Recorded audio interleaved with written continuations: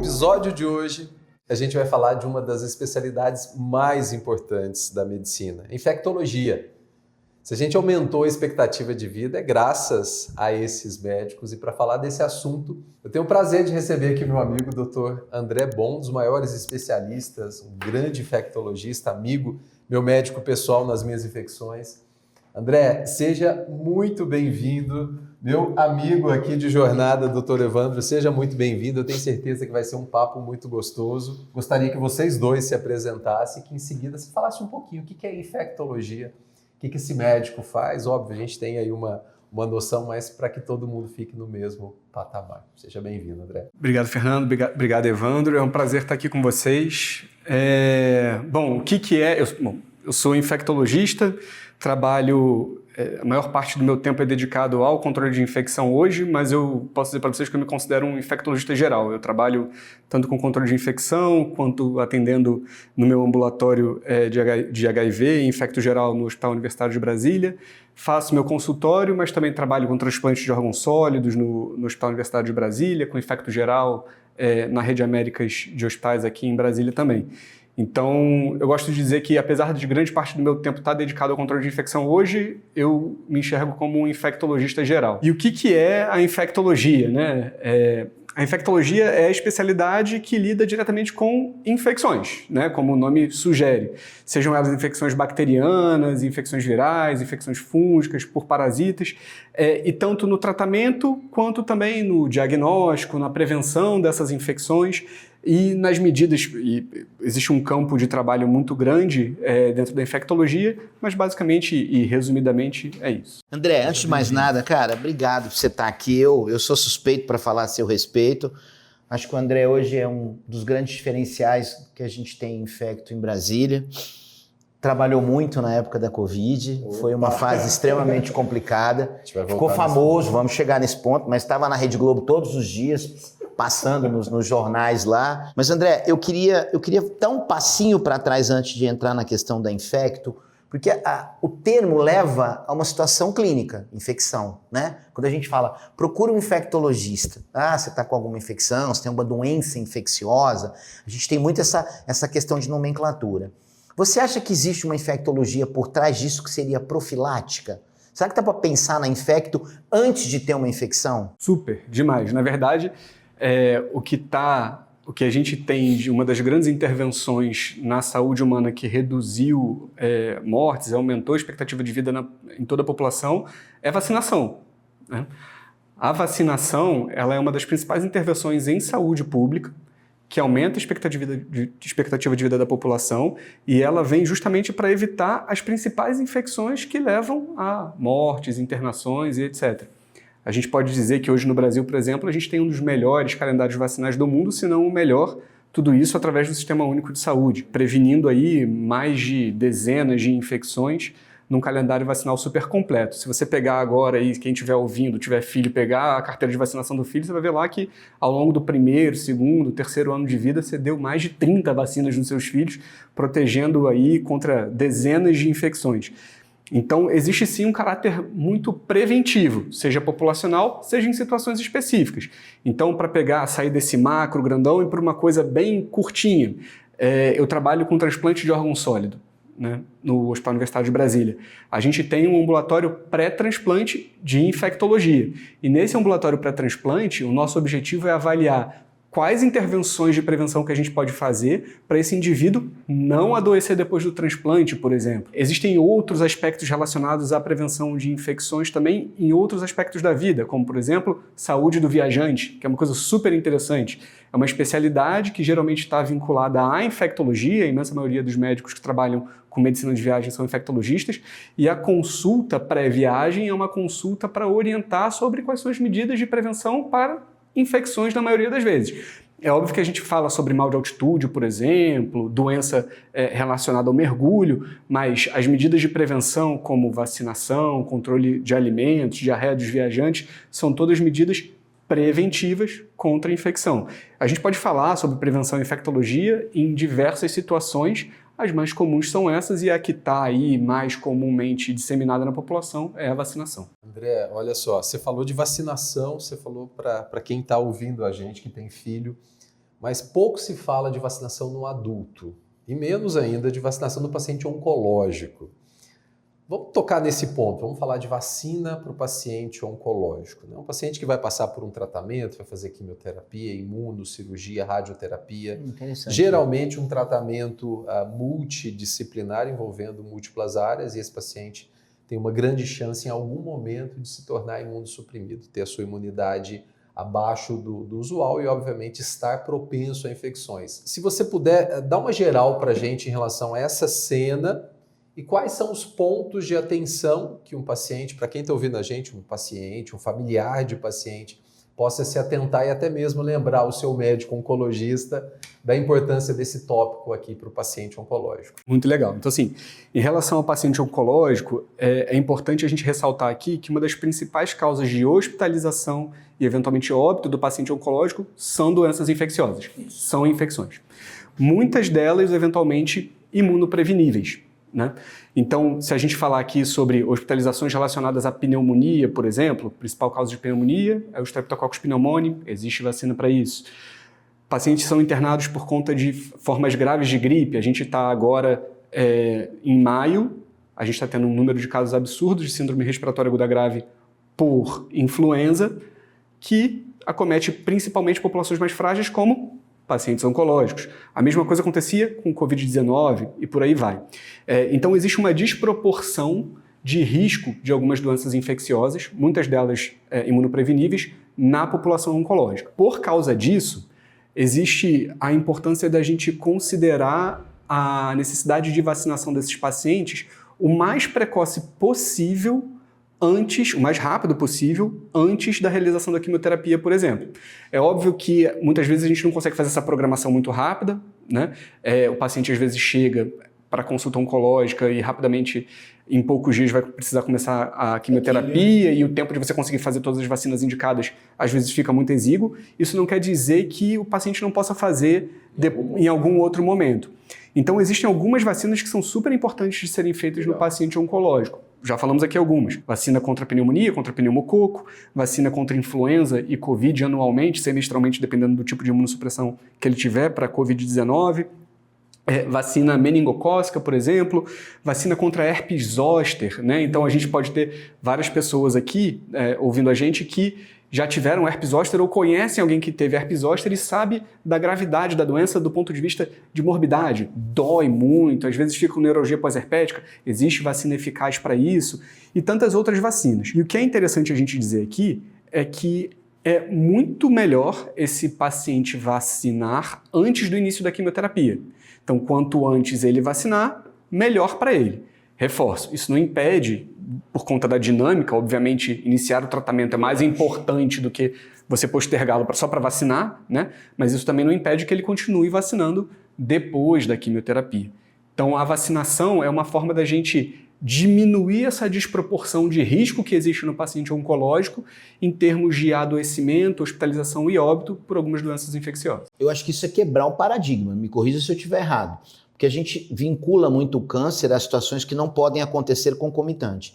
Então a gente pode dizer que é muito importante que mesmo com o diagnóstico de câncer, esse paciente adulto seja submetido à vacina. Sim, inclusive é mais importante, tanto que o calendário vacinal do adulto, para nós aqui, é um.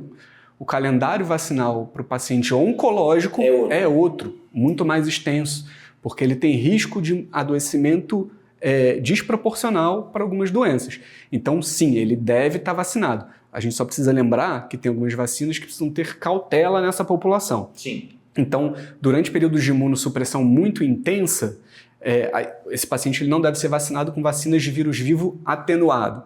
Principalmente, então, febre amarela, tríplice viral e uma que está muito em voga agora, muito na mídia, dengue. Então, não pode vacinar para essas três durante a quimioterapia. Numa fase de imunossupressão.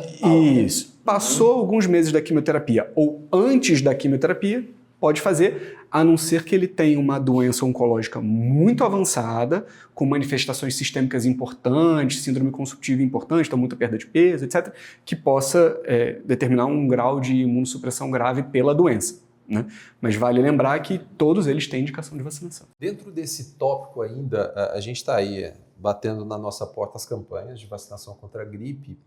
E a pergunta que os pacientes mais me fazem, aqueles que estão em tratamento. Primeiro, posso vacinar? Então essa é a primeira pergunta.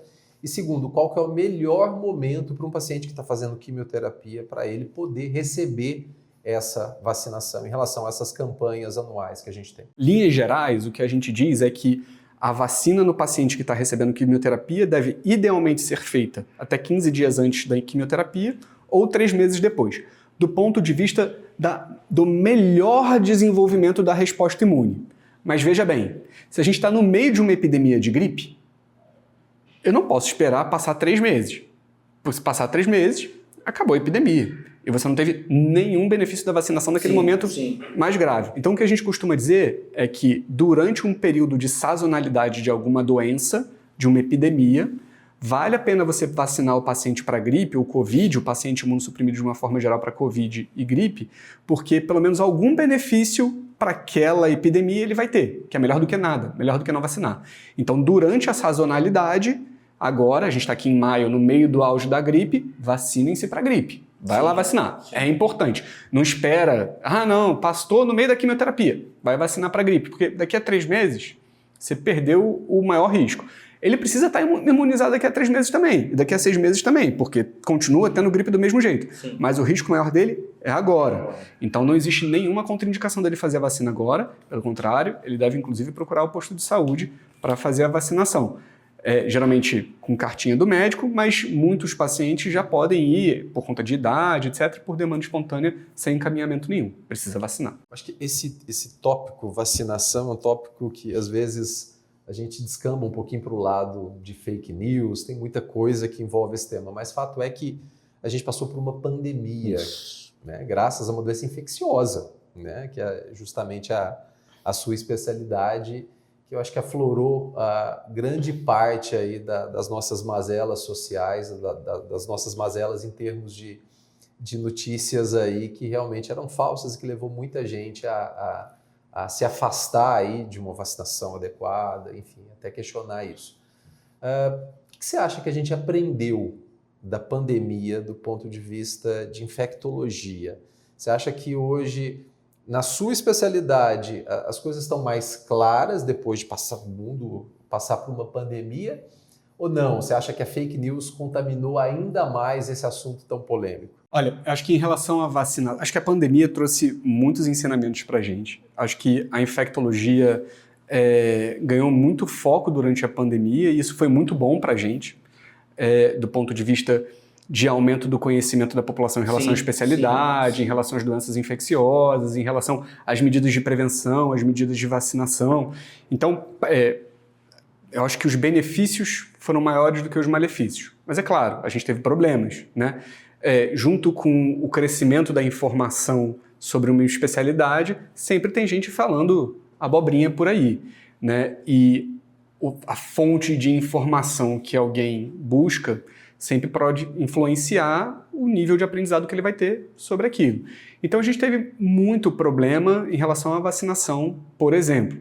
Só que isso é um fenômeno curioso. Hesitação vacinal é uma das ameaças à saúde global, de acordo com a OMS, né? E a hesitação vacinal, ela é um fenômeno muito heterogêneo e que tem diversas camadas, assim. A hesitação vacinal, ela pode ir desde o cara que é o anti-vax, que fala assim, não vou vacinar vacina nenhuma, né? Porque, enfim, vários motivos, até a hesitação vacinal relacionada a uma vacina específica. Então, não tomo vacina de Covid por conta de toda a desconfiança que alguém gerou relacionada a estudos, não sei o que não existe, né? Então, um disclaimer aqui, isso não existe, a vacina é super segura, os estudos são, né, bastante evidentes do ponto de vista de eficácia da vacina, e a gente só passou de 4.000 óbitos por dia para 100 óbitos por dia, que ainda é muita coisa, diga-se de passagem, por conta de vacina, não foi por nada, né? Então pode ir desde o antivax até esse fenômeno do cara que é só não quero tomar vacina de Covid, ou então só não tomo a vacina de a tríplice viral porque alguém disse que dá autismo ou porque tem muito mercúrio, coisas que não têm base nenhuma na realidade. Então, tem essa variação muito grande e que passa até por questões sociais, eventualmente. Então, tem um dado muito interessante, você pega a cobertura vacinal no Brasil, de uma forma global, começou a cair lá em torno de 2015, quando a gente estava na ascensão da crise econômica ali.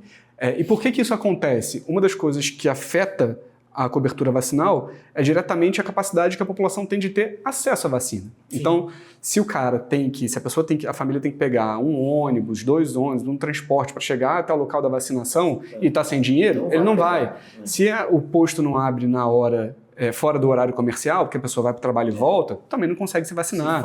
Se falta vacina. Então, tem muita coisa que influencia a hesitação vacinal. E do ponto de vista do que aconteceu com a pandemia, o que eu acho que foi benéfico é que as pessoas começaram a buscar mais informação sobre vacina. O malefício é que a fonte de informação hoje é tão diversa, é que nem sempre essa informação é de qualidade. Sim. Então, a pessoa tem que ser orientada a onde buscar informações de qualidade, né? Nas sociedades, seja brasileiras ou internacionais, na Organização Mundial de Saúde, no Ministério da Saúde. Essas são as fontes. Na prática, essa é uma recomendação, acho que aonde buscar essa informação? Quem que se recomenda no Brasil? Isso. Em relação a vacinas, que é um tema mais polêmico aí. Pronto, perfeito. Ministério da Saúde. Mas aí a pessoa pode falar assim, não, mas eu não quero o Ministério da Saúde porque tem viés político. Tudo bem, então vai na Sociedade Brasileira de Imunização. Ou então vai na Sociedade Brasileira de Infectologia. Ou então você vai vacinar o seu filho, vai na Sociedade Brasileira de Pediatria. Então procure as sociedades, né? Elas vão ter informações claras e fidedignas em relação àquele assunto. Mas eu diria que as informações que estão lá no site do Ministério da Saúde têm uma linguagem boa, acessível e são amplamente confiáveis. André, eu queria aproveitar esse gancho e esclarecer uma coisa contigo, que eu acho que é importante. A gente sabe que para uma vacina chegar ao mercado e ficar disponível para utilização, ela precisa de um tempo. E esse tempo não é pequeno. A gente sabe que tem várias fases e tal, e em média esse tempo é bem longo, não é isso? Muito bem. A vacina da Covid, ela pulou todas essas etapas. Eu acredito que se encurtou ao máximo que pôde para poder lançar essa vacina. Você acha que existem alguns riscos em relação a surgirem algumas consequências do ponto de vista da saúde daqui a um determinado tempo, pelo fato da vacina ter sido usada em ampla escala antes de passar por todas essas fases que uma vacina tem que passar? E vou me posicionar em relação a isso, que eu acho que foi fundamental. Tinha que acontecer da forma com que aconteceu. Você deu um número extremamente importante de 4.000 óbitos para 100, pelo amor de Deus. É claro que tinha que ser assim. Na minha opinião, pessoal, acho que isso não cabe nem discussão. Agora, pensando em medicina baseada em evidências, você acha que daqui a 10 anos a gente pode ter algumas informações como consequência da Covid, da vacina ter sido usada totalmente necessária antes de passar por essas fases? Eu vou discordar parcialmente de você. A gente não pulou nenhuma etapa, né? Teve estudo fase 1, teve estudo fase 2, teve estudo fase 3 e estudos fase 4 estão em andamento para a gente ver o que acontece depois da implementação. Okay. Então, do ponto de vista de desenvolvimento e segurança, foi tudo cumprido de maneira adequada, né? E a gente continua fazendo esse segmento. Okay. E quanto mais a gente observa em relação à vacina, mais a gente tem a certeza de que ela foi um bem fundamental e continua sendo. Eu vou te dar um dado. Se a gente compara, e como ela ainda continua reduzindo o óbito, olha que interessante. Tem um gráfico que é super legal da revista epidemiológica do CDC, a MMWR, que é o relatório mensal deles, semanal na verdade, sobre dados epidemiológicos, que compara desfechos de hospitalização e óbito de pacientes não vacinados, vacinados só com as cepas antigas e vacinados com as vacinas bivalentes atuais, no sentido de falar, será que tem maior benefício estar com a vacina atualizada ou se eu me vacinei? Eu tenho muito paciente que fala assim, não, mas eu já tomei 2 doses, 3 doses, estou protegido. Ou seja, se eu me vacinei com as cepas antigas, ainda está valendo? E o que a gente vê é o seguinte, quem tomou vacina atual, bivalente das cepas atuais, versus quem só tomou as vacinas antigas, tem 4 vezes menos chance de óbito ou hospitalização. Quando você compara esse cara versus quem nunca se vacinou, tem 30 vezes menos. Então, assim, não só foi necessário naquele momento, continua sendo necessário. Porque essa é uma doença ainda existente. E ela não vai deixar de existir. Covid continua sendo uma causa de síndrome respiratória aguda grave, especialmente em populações de alto risco. Idosos, imunossuprimidos, pacientes pneumopatas, cardiopatas, etc. E vale dizer, idade é o maior fator de risco disparado. Mas assim, disparado. Muito mais do que doença oncológica, muito mais do que imunossupressão, muito mais do que qualquer outra coisa. Idade é disparado o principal fator de risco para adoecimento. A gente escuta muito, né? Interessante, e que bom que você está tendo a oportunidade de colocar dessa forma, porque a gente escuta muito, né? E fica claro que isso não faz o menor sentido das consequências que se teria daqui a alguns anos pelo fato de ter feito a vacina para a Covid, né?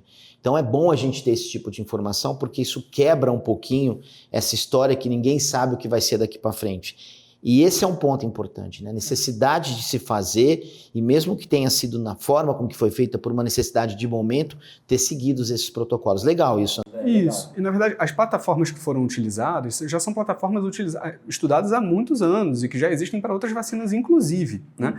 Nenhuma das plataformas é uma plataforma nova, não criou-se uma nova plataforma de imunização para fazer a vacina de Covid. Tudo isso já é estudado há bastante tempo. E vamos lá, a gente parece que não, mas tem 5 anos já que a gente está nessa brincadeira, né? No mínimo 4 anos que tem a vacina. Então, tudo que tinha para acontecer de complicação... já teria um tempo suficiente para isso. É improvável, né? Que a gente vai ver complicações muito lá na frente relacionadas a isso. Pode ser que aconteça? Pode ser que aconteça. Eu acho que é provável que vai acontecer? Eu não acho que é provável que vai acontecer, mas pode ser, né? O importante é que a gente compreenda também que, assim, ponto. Qualquer vacina é uma intervenção. Qualquer vacina vem com a necessidade de pesar risco-benefício. A vacina de Covid não é diferente disso. Existem eventos adversos vacinais relacionados à vacina de Covid? Sim. Óbvio que tem. É óbvio que tem. Mas toda vacina pode ter. Toda vacina tem. Mas eles superam, os benefícios da vacina superam o risco amplamente. Não existe nenhuma sociedade internacional, nem nenhum equivalente ao Ministério da Saúde que não recomende vacinação de Covid. Deixa eu te perguntar uma coisa aqui interessante. Do ponto de vista da sua visão como infectologista, por que você acha que tem tanta gente que ainda tem a estupidez, eu vou usar uma palavra pesada, por que você acha que tem tanta gente que ainda tem a estupidez de bater de frente com vacina e achar que realmente não vale a pena? E às vezes não tem, e faço um parênteses aqui, eu não diria que isso não é nem por questões socioculturais, econômicas, não, porque a gente vê situações pontuais de pessoas que têm um nível de conhecimento alto que realmente tomam atitudes assim, que fica claro que não faz o menor sentido de ser contra a vacina. Como infecto, o que você enxerga disso? Então, é isso que eu comentei anteriormente, assim, a hesitação vacinal, ela é um fenômeno muito complexo, muito complexo. E, historicamente, ela acontece em vários momentos por drivers diferentes, assim. Tem um momento durante a vacinação, acho que agora não sei se é pólio, se é febre amarela, na África, que algumas populações, elas param de vacinar porque... você vê que fake news sempre existiu, né? Porque coloca-se uma questão religiosa, dizendo que isso é uma tentativa de controle religioso, etc. As pessoas param de se vacinar e aumenta pra caramba a incidência da doença. Então, hesitação vacinal tem vários motivos e a pessoa ela pode ter medo de vacina ou de uma vacina ou outra por motivos diferentes. Pode ser assim, uma coisa que vai ser muito comum de ouvir: não tomo vacina de gripe porque a última vez que eu tomei vacina de gripe, eu tive gripe logo depois que eu tomei a vacina. Esse é um ponto. Isso não acontece todo dia? Todo dia você não ouve isso? Todo dia. E assim, vacina de gripe pode causar gripe? Não tem nem vírus lá. É só pedaço de vírus. Ela não tem como causar gripe. Então assim, ou a pessoa tomou a vacina e não deu tempo da vacina funcionar e ela pegou gripe, porque na verdade está na época de gripe, né? Ou a pessoa tomou a vacina e, sei lá, teve um resfriado. Então é importante também entender assim, a vacina de gripe protege contra gripe. Ela não protege contra as outras dezenas de vírus que causam resfriado. E para as pessoas diferenciar o que é uma gripe de um resfriado, não diferencia. Então pode ser desde uma coisa assim, eu fiz isso e aconteceu isso, até vou contar uma paciente minha. Uma paciente minha jura por Deus que a mãe dela morreu porque tomou a vacina de Covid. Essa pessoa, ela obviamente nunca mais vai tomar a vacina de Covid, né? Porque se a mãe dela morreu por causa da vacina de Covid... A chance é zero dela, né, tomar. Aí você vai conversar com a pessoa, o negócio não tem nada a ver com vacina, assim, não tem, né? Afinal de contas, tudo de 2021 para cá aconteceu depois da vacina de Covid, né? E todo mundo se vacinou para Covid. Então qualquer coisa pode acontecer depois da vacina de Covid. E é interessante isso, deixa eu puxar um pouquinho para o meu lado agora para a questão da vacina para o HPV, né? Não existe outra possibilidade hoje real e concreta de você erradicar o câncer de colo de útero sem a vacina. Não tem essa possibilidade. É o único caminho, mas assim, cientificamente mais do que comprovado, né? A gente sabe, tem trabalhos aí que a gente pode ficar citando aqui o dia inteiro.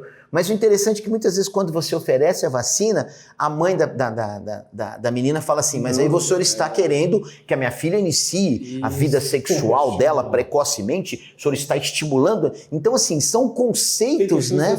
É um negócio impressionante, né? Então assim, é uma loucura, né? Então assim, tem construtos sociais por trás que impedem. A vacina de HPV é uma delas. Então a pessoa acha que aquilo ali estimula a vida sexual. Fala, como assim estimula? A gente está querendo, olha só, tem uma vacina aqui que evita que sua filha morra de câncer de colo de útero aos 30 anos.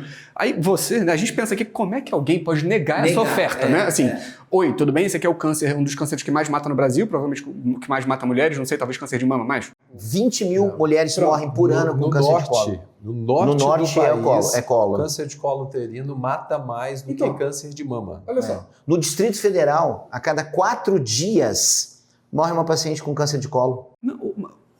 Lá no HUB, a gente tem o Centro de Oncologia, é de partir o coração a quantidade de paciente jovem que chega com câncer de colo de útero disseminado. E assim, você tem uma estratégia que pode zerar isso. Aí como é que você chega com essa oferta para alguém e alguém fala, não. Então, você imagina, você vê como é que a hesitação vacinal é um fenômeno extremamente complexo. A complexidade da construção social que tem por trás disso, e para você desconstruir isso, a necessidade importante de comunicação acessível e compreensível que você precisa ter. Então, como é que você faz para convencer essa mãe de que, olha, não é isso. Essa doença mata um monte de mulher jovem. A gente quer só que ela não morra dessa doença. Não dói. Não dói é brabo, né? Dói um pouquinho, mas tem poucos efeitos adversos, né? Uma vermelhidão local, talvez uma febrinha e tal. Muito pouco. E acabou. E você vai evitar que sua filha morra aos 30 anos de idade. Olha só que coisa boa.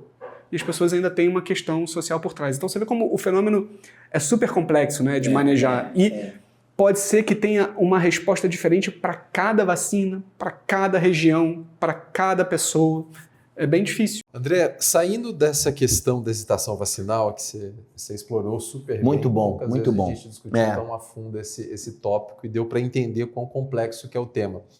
Vamos falar de vacinas que evitam câncer. Vamos falar de profilaxia primária, né? A gente acabou de falar de vacina do HPV.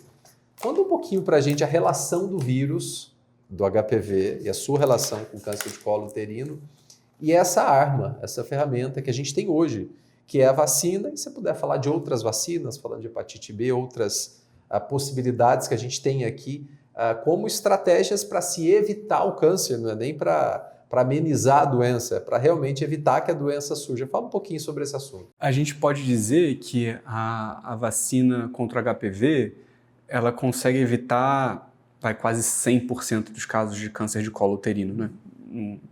Vai ser um caso ou outro muito raro que não vai estar relacionado a HPV. O HPV ele leva a alterações citológicas no colo do útero que eventualmente evoluem para câncer. E isso é totalmente evitável com a vacinação, desde que a pessoa esteja protegida antes do início da vida sexual. Perfeito. Por isso é tão importante fazer nas meninas jovens. E aí, abre um parênteses aqui super importante. O câncer, o HPV, ele não causa câncer só de colo de útero. Ele causa câncer de faringe, causa câncer pênis, causa câncer retal. Por isso também ele é super importante em outras populações, como, por exemplo, pacientes transplantados de órgão sólido, porque se ele tem uma lesão precursora, vai evoluir muito mais rápido por conta da imunossupressão. Pacientes pessoas que vivem com HIV, por exemplo, sim. Sejam homens nascidos do sexo masculino ou nascidos do sexo feminino, porque as mulheres vão ter câncer de colo de útero que evolui mais rápido, mas a população de homens que fazem sexo com homens, por exemplo, podem ter câncer retal ou câncer de pênis, que vai evoluir muito mais rápido, e é uma das principais causas de câncer na população dos pacientes vivendo com HIV, e essa vacina é super importante. Então, ela consegue prevenir todas essas formas de câncer, inclusive em populações especiais, como a gente falou aqui, e é extremamente disponível na rede pública. E vai funcionar super bem se feita antes do início da vida sexual ativa. Fala pra gente a idade e as doses. Isso. Então, hoje, pelo SUS, é recomendado de 11 a 14 anos de idade, dose única pelo SUS. Não precisa fazer mais isso. Meninos e meninas. Meninas e meninos. Meninos e meninas. E nas populações especiais, então nas populações de pessoas vivendo com HIV, pacientes oncológicos, TMO, transplantados de órgão sólido, tem indicação de fazer até os 45 anos de idade, homens ou mulheres. Tanto faz. Até 45 anos de idade.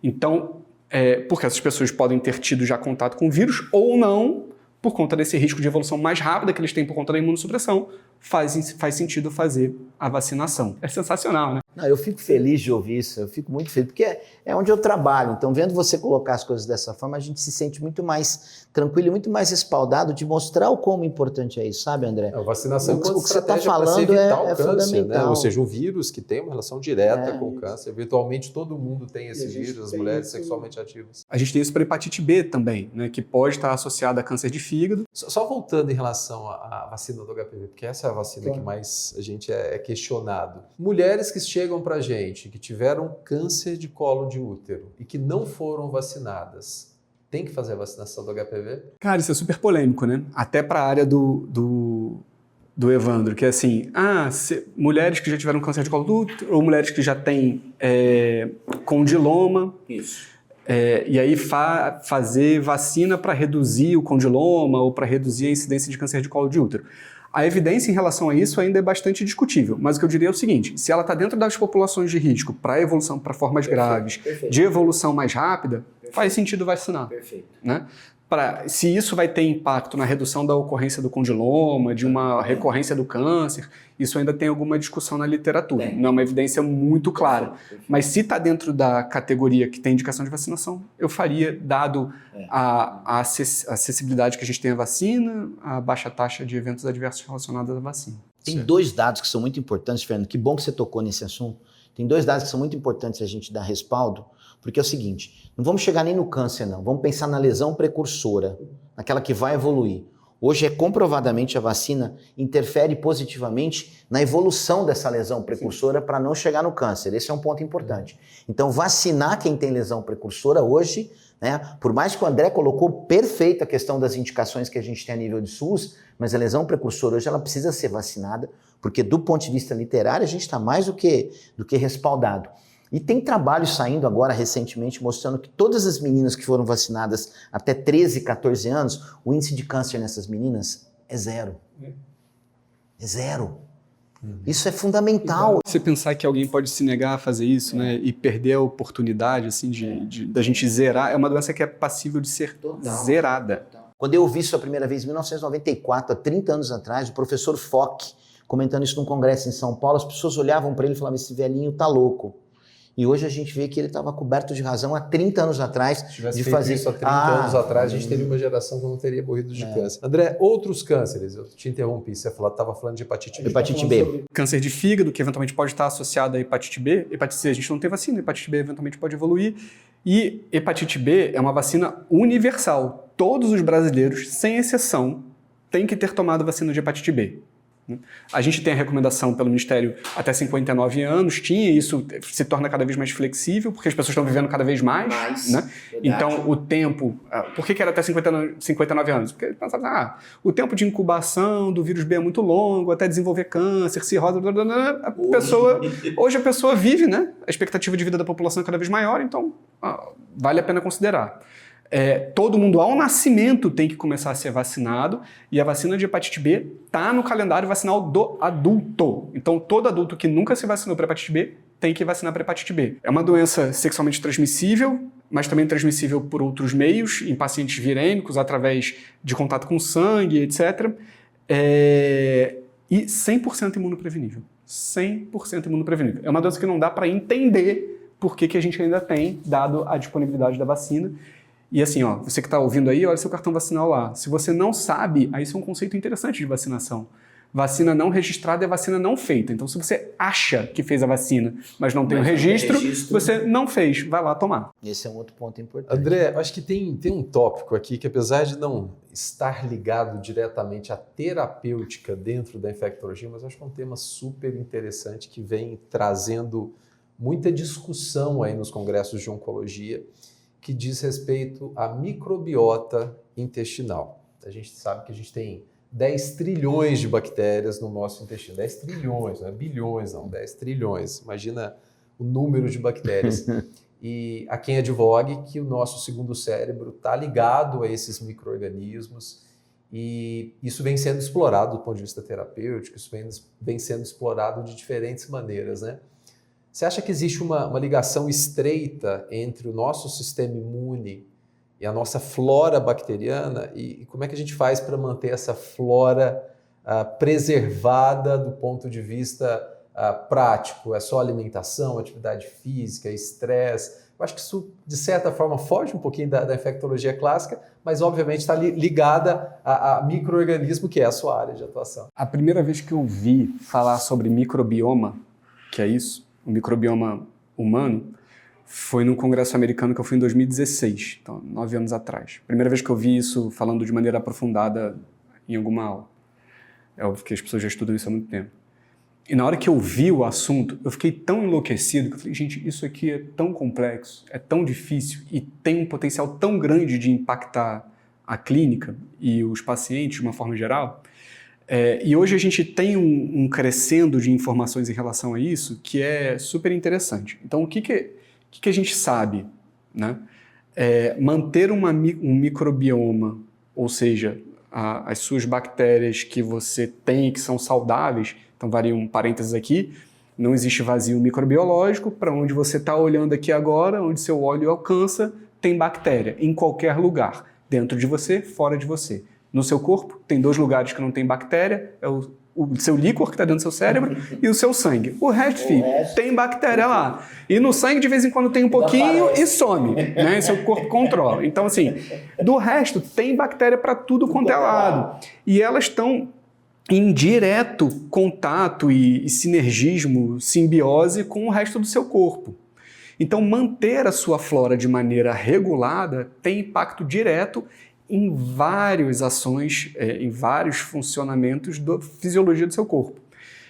É muito engraçado que nessa aula, eu lembro dela até hoje, e o cara explicando assim, tem determinados tipos de bactéria no seu corpo que só existem, muito entre aspas, né, porque isso vai muito contra o darwinismo, mas elas só existem para produzir um nutriente que mantém uma outra bactéria que produz uma proteína que aí consegue manter as velocidades íntegras. Você fala assim, meu Deus do céu! Não serve. É um equilíbrio muito fino, e você vê como elas são úteis e são necessárias nesse sentido. Então, se você tem hábitos de vida ou sofre intervenções que alteram o seu microbioma, intervenções muitas vezes necessárias, por exemplo, se você tem uma pneumonia bacteriana, você precisa tomar antibiótico. O antibiótico, ele não mata só a bactéria que a gente quer matar, ela vai matar todas as bactérias que forem sensíveis. Inclusive, provavelmente, essa bactéria que produz uma proteína, que produz para outra bactéria produzir a proteína para manter a sua velocidade lá inteira, né? Então isso acontece, aí isso afeta seu intestino, aí você tem uma diarreia relacionada ao antibiótico. Olha que coisa louca, né? Só porque eu tomei um antibiótico para tratamento de pneumonia, meu Deus do céu!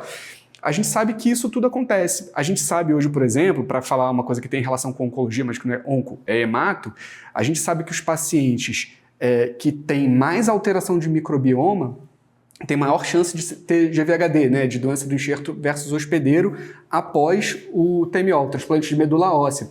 Então, quanto mais você consegue preservar o microbioma daquele paciente, sem dar antibiótico desnecessário, maior a chance dele de não ter uma complicação relacionada ao TMO. Olha que coisa bonita, né?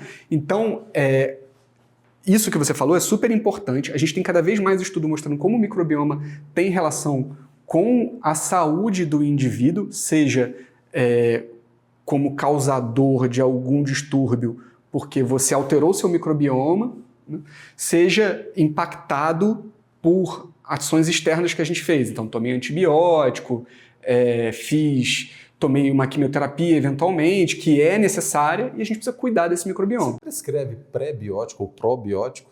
Não. Concomitantemente ao uso de antibiótico? Nada. Você acha que tem algum sentido hoje? Né? Boa Muita pergunta. gente pergunta isso. Boa. Não que eu saiba. Eu desconheço que tem alguma evidência que faz sentido tomar probiótico ou pré-biótico para uso de antimicrobiano. O que a gente sabe que tem muito impacto são duas coisas principais, né? Usar antibiótico só quando necessário, então de fato você precisa. Esse é um ponto que eu queria que você falasse um pouco, André. Só quando necessário e pelo tempo necessário. Então, você só deve usar antibiótico para um paciente que claramente tem uma infecção bacteriana. É óbvio que em medicina as coisas não são preto e branco, tem uma zona cinzenta ali que às vezes você não sabe muito bem o que está acontecendo, mas só quando tem uma infecção bacteriana clara que precisa ser tratada e pelo tempo necessário, né? Então, para as principais síndromes infecciosas, a gente costuma ter tempos adequados de tratamento, janelas de tratamento ali e dá pelo mínimo tempo possível. A gente sabe que isso afeta cada vez menos, vai afetar de forma menos intensa a sua microbiota. Vai afetar? Vai afetar. Agora, quanto menos você fizer, melhor a sua chance de não ter alguma complicação relacionada a isso. Pior, o uso desnecessário, né? Quando você parte, ainda mais quando não tem necessidade nenhuma. Eu acho que você deve se deparar muito com isso, né, André? Antibióticos que são feitos de uma forma que você fala, meu Deus do céu, o que está acontecendo aqui? Aí é uma prática médica, né? Eu só acho injusto, né, a gente culpar a maior parte dos nossos problemas colocando a culpa nas bactérias, nos vírus. Exatamente. As implicações terapêuticas. Exatamente. Quando a gente analisa a engenharia genética, ela foi quase toda pautada em vírus que fazem aí transporte de genes, que fazem aí que tem uma série de aplicações hoje. A gente fala de CAR T-cell, quando a gente fala a própria imunoterapia, né, vírus oncolíticos, vacinas de RNA. Então, assim, eu acho que tem uma infinidade aí de aplicações que esses bichos aí que você cuida tão bem, que eles estão relacionados. Às vezes a gente confunde um pouquinho como se todas as bactérias fossem ruins e, na verdade, a maioria delas são muito boas. A imensa maioria das bactérias são boas para a gente, as nossas bactérias saprófitas, né? A gente precisa delas para viver e viver bem, inclusive para evitar que as bactérias ruins colonizem a gente e causem doença. Então, quando a gente mata as bactérias boas, eu vou dar um exemplo clássico aqui para falar de antibiótico. Uma das complicações mais comuns do uso de antimicrobiano é a colite pseudomembranosa. É uma diarreia causada por uma bactéria chamada Clostridioides difficile, que todos nós temos. Todo mundo aqui tem. Você que está ouvindo aí e vendo tem. Quando a gente toma antibiótico, a gente mata as bactérias boas. E aí sobra um campo enorme para essa bactéria se multiplicar. E aí quando ela se multiplica muito produzindo uma toxina. E essa toxina causa diarreia. Então você vê, a nossa bactéria boa ajuda a evitar a doença por bactérias ruins, que causam mal. É uma competição por espaço. Imagina um ônibus lotado. Né? O ladrão entra no ônibus lotado, lá que está todo mundo em pé, ele não consegue nem passar para roubar. Para nem tirar o revólver. Isso, não estou dizendo que o ônibus lotado é bom, né? Talvez tenha sido uma má analogia. Foi uma analogia ruim. Isso é maior. A analogia foi ruim, mas imagina assim, um espaço lotado, a bactéria ruim não consegue entrar. Se você mata todas as bactérias boas, ela vai se proliferar ali. André, deixa eu te fazer uma pergunta mais voltada até para a questão do leigo mesmo, né? Da população que tem uma visão de que muitas vezes o hospital é o melhor lugar para se ficar. Eu posso considerar que o hospital é o lugar mais infectado que a gente tem? É a UTI? Vamos ser mais específicos aí. Vamos para dentro do núcleo da célula. É a UTI? Você diz do ponto de vista de quantidade, de massa de bactéria? De infecção, não. De bactérias agressivas. Então, aí sim. Seria um outro prisma. Isso. A ideia é outra, assim, ó. É aquilo que eu falei, não existe vazio microbiológico. Então, hoje existe o conceito de uma coisa chamada One Health. Então, a gente falou aqui sobre microbioma, a gente consegue puxar para isso aqui, que é o seguinte. Eu tenho meu microbioma, você tem o seu, o Fernando tem o dele, essa mesa aqui tem, o gatinho que está passando ali na rua tem o outro, a vaca que está lá no criador tem outras, galinhas que estão morrendo de influenza lá no sul tem outra. Né? Todo esse microbioma está em constante cuidado e interação. Por isso que existe uma preocupação muito grande hoje em dia em relação, por exemplo, à utilização de antimicrobianos na agropecuária. Porque a gente sabe que é tudo a mesma maçaroca de microbioma. A gente está se vendo separado da vaquinha lá. Sim. Mas a bactéria, amigão, não está te vendo ou vendo. Ela está ali se proliferando e o problema é dela. Como a gente tornou o mundo todo homogêneo pela ação do ser humano, os microbiomas eles estão se tornando homogêneos.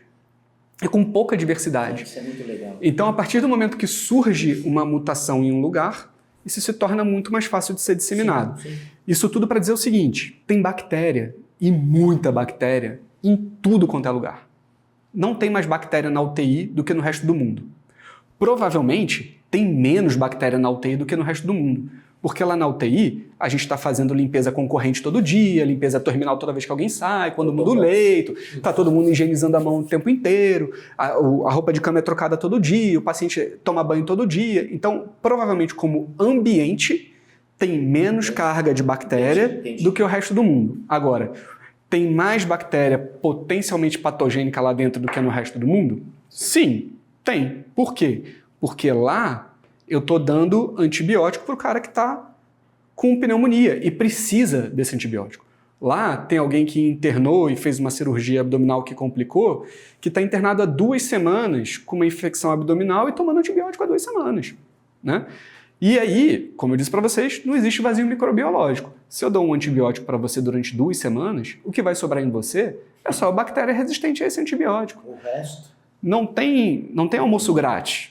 Né? Então, a bactéria que você tem não é porque você pegou lá na UTI, porque tem muita bactéria na UTI.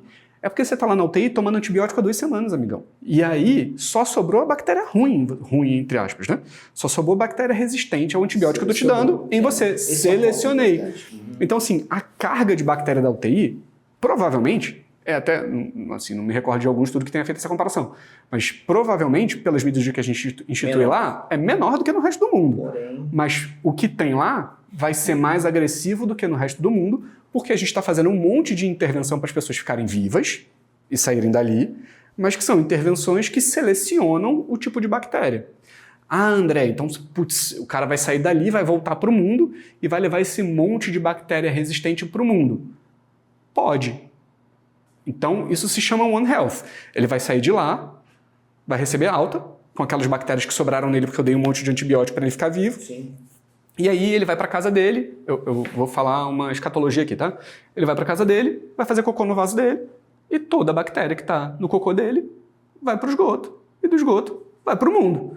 E a bactéria que estava lá na UTI com ele, agora está no mundo. Isso se reduz muito quando as pessoas voltam para suas atividades e passam a ter atividades saudáveis. Ele tende a voltar à normalidade da flora, porque a flora, o microbioma saudável, tem mais fitness, ele é mais adaptado, ele vive mais, então você vai comer aqui a comida, tal, vai ficar tudo bem. Ele vai voltar a ter a microbiota dele se ele não sofrer outras intervenções. Né? Então, olha só como é que isso tem um baita impacto. Né? E a mesma coisa está acontecendo lá com a vaquinha. Você imagina o seguinte, um dado super interessante. A maior massa de antimicrobianos no mundo é utilizada na agropecuária, não é na medicina. E não é usada na agropecuária, na maioria das vezes, para tratamento do bichinho que está doente. É para fazer o bicho crescer. Ô, louco. Porque é profilaxia, para não ficar doente. É. Aí ele vai crescendo, cresce mais. Só que você acha que você está dando antibiótico para a vaca e está saindo impune? Não, você está selecionando a bactéria da vaca. E tem alguém manipulando a vaca. E ele está entrando em contato com isso. E aí lembra que eu falei lá atrás de como a coisa está ficando homogênea e não tem muita diversidade? Aí aquela resistência se dissemina para cá, que se dissemina para o mundo, e assim vai. Dentro desse assunto, acho que caberia aqui quase mais um podcast. Tranquilamente. Mas, essa questão da emergência de resistência a antibióticos é um problema mundial. E, André, a impressão que a gente tem é que a gente não tem muitas cartas na manga. É isso mesmo, assim, se a gente tiver aí alguma superbactéria, e essa superbactéria, considerando que a gente não tem essa carta na manga, isso pode comprometer aí toda a nossa, até mesmo sobrevivência enquanto raça. Você acha que a coisa... Estou pintando aqui uma cena meio feia, mas é uma cena que preocupa, né? Preocupa muito.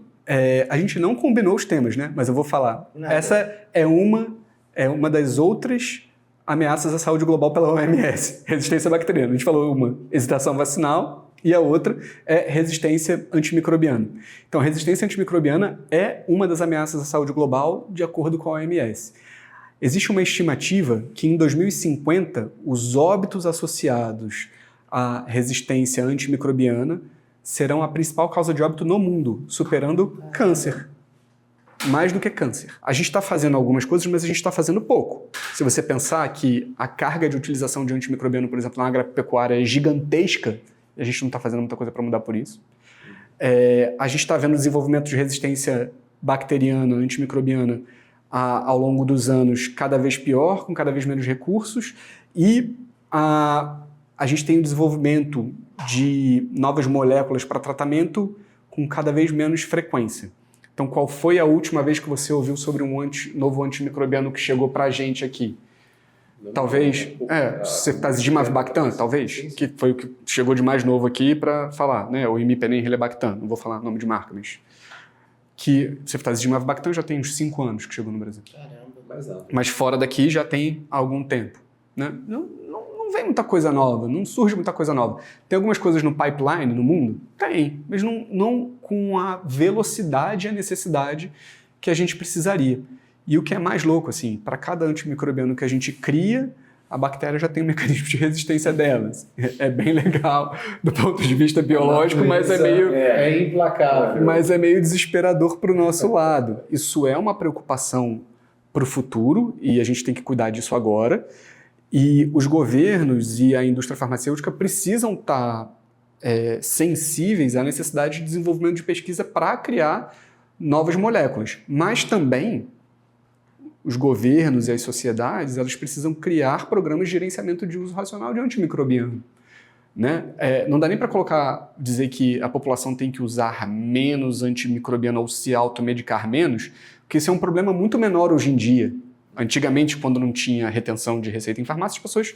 A amoxicilina era que nem bala, né? É infrequente a gente ver isso hoje em dia, apesar de ainda acontecer e ainda ser uma recomendação. Então, se automedique com antimicrobianos. Mas o uso extensivo de antimicrobianos dentro de hospitais ou de forma desnecessária por médicos é uma das causas de desenvolvimento cada vez mais de resistência bacteriana e a gente precisa conscientizar. Não use antimicrobianos para tratar infecções virais, não use antimicrobianos por tempo maior do que o necessário para as infecções, use o menor espectro possível e necessário naquela situação. Tudo isso é importante para a gente conseguir reduzir esse risco a longo prazo, que a gente tem a longo prazo, 25 anos, não é tão longo assim, né? Amanhã. 2050 é ali, né? Amanhã. Há 25 anos atrás era bug do milênio, né? Então, parece que foi ontem. Exatamente. Há 23 anos atrás a gente ganhou a nossa última Copa do Mundo, então assim, parece que foi ontem também. Então daqui a 25 anos é nada, né? Pô, a gente teve hoje uma oportunidade incrível de Rapaz, discutir que coisa legal. as entrevistas mais legais que a gente Foi, fez. com certeza, Acho que com a gente vai certeza. precisar de um segundo podcast. Vai. André, a gente já vai vai. deixar o convite aqui para um segundo momento e foi Não, com super toda certeza, bacana. toda certeza. Esclareceu muita coisa, foi acima de tudo um podcast esclarecedor. Acho que quem teve a oportunidade de escutar aí todo o podcast teve uma oportunidade incrível. Queria te agradecer pela sua gentileza, sua generosidade e te parabenizar pela capacidade de transmissão de conhecimento de uma maneira muito tranquila. E acessível, né? Então, obrigado. Lembrar que não teve pauta, né? A gente não fez pauta nenhuma, né? Eu acho que vem de uma certa forma de natural, mas é pela importância que a gente sabe que tem isso, André, e são dados preocupantes que a gente tem, né? A gente traz algumas coisas, a gente estava conversando antes de começar o podcast sobre a capacitação profissional, você fez alguns comentários sobre isso. Então, acho que cabe sempre a gente se preocupar com isso, né? Eu uso muito uma frase que eu gosto muito com as minhas pacientes, que medicina boa não trata, medicina boa previne, né? Eu acho que isso é um contexto muito mais fácil até de fazer, né? E isso tem muita relação com a infectologia. A infectologia é uma especialidade de prevenção, na imensa maioria das vezes. André, obrigado de coração por tudo aí que você fez, e eu tenho certeza que com o passar do tempo a gente vai precisar te trazer mais vezes aqui. Precisar de novo. É um prazer, eu que agradeço.